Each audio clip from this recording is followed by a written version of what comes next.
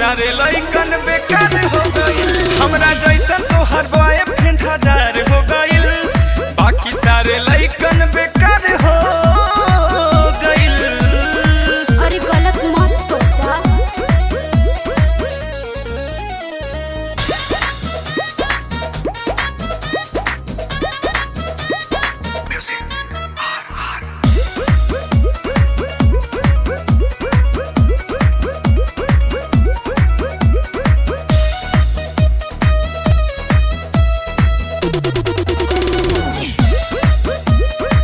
तोरे से प्यार हम कइले बानी, पहला बॉयफ्रेंड बनौले बानी, झूठो अलंछन लगौले बानी, मन में शक के बढ़ौले बानी।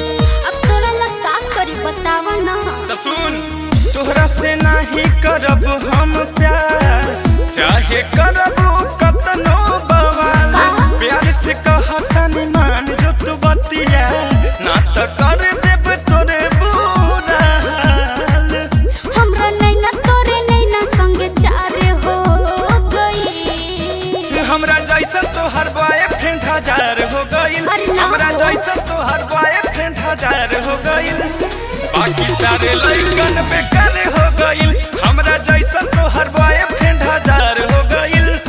बाकी सारे लइकन बेकार हो गइल। अब कैसे तोरा बताएं।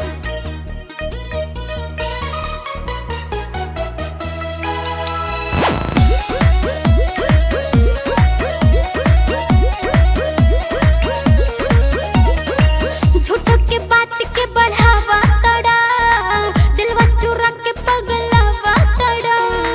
सुन दीपक टाइगर गायकार, हमरा के काहे न पटावा तड़ा। अरे बाक